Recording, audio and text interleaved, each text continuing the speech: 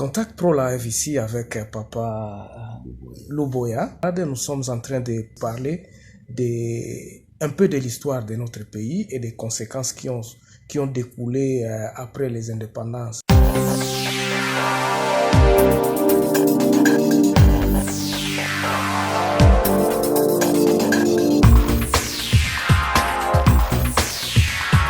Comment ça va?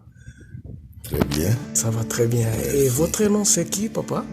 C'est Luboya Dioka. Luboya Dioka. Luboya Dioka. Dioka. Oui. Ok. Et vous êtes de quelle nationalité?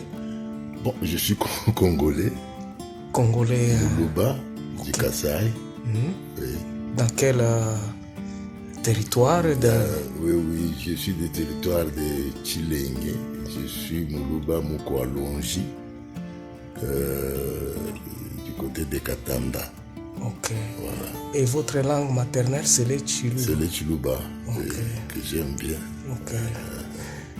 Ok, moi c'est Germain Kaindo, donc je suis des Contact Pro Live pour l'émission La Constitution de la RD Congo.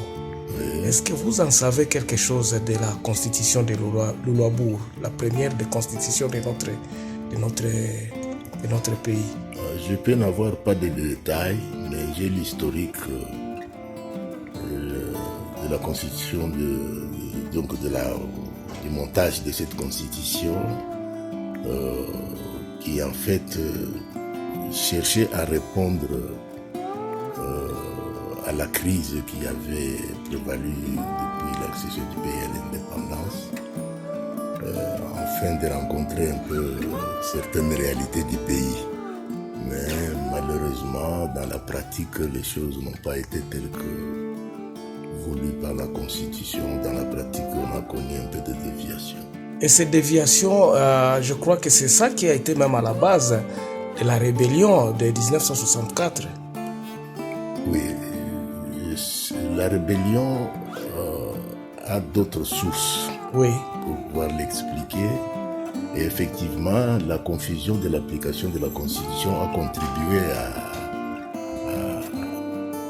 à envenimer cette rébellion. On peut le reconnaître. Et cela aussi nous a plongé dans la confusion. Est-ce de notre faute? D'une part, oui. De l'autre part, je dirais que le facteur principal, c'est la vision coloniale.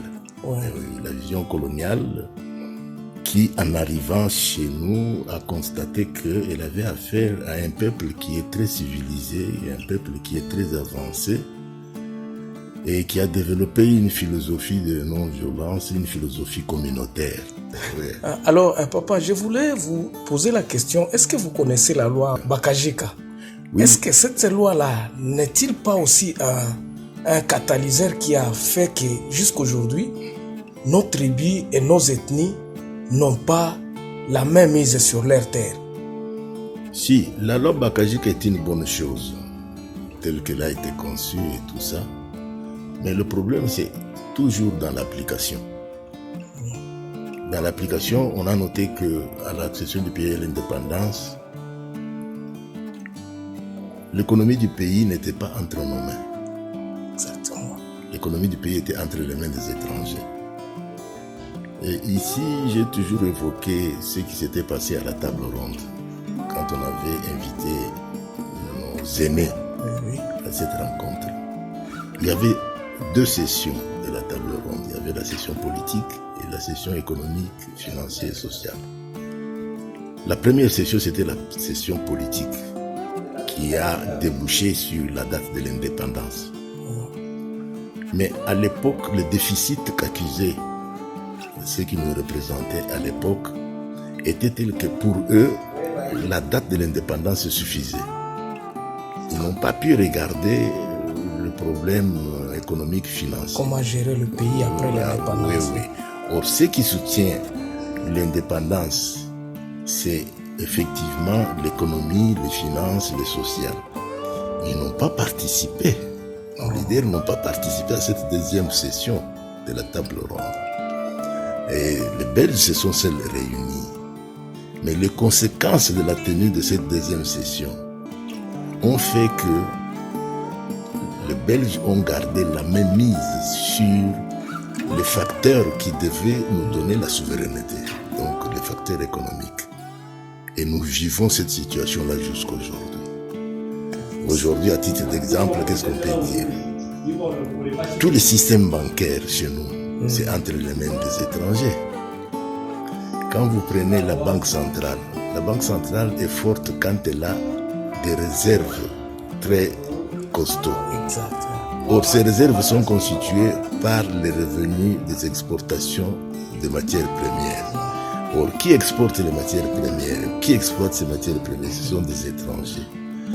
Or, ces étrangers ne sont pas prêts à rendre fort notre banque centrale. C'est ainsi que, dans la période de Mobutu, nous avons géré les pays sans vraiment réserve bancaire.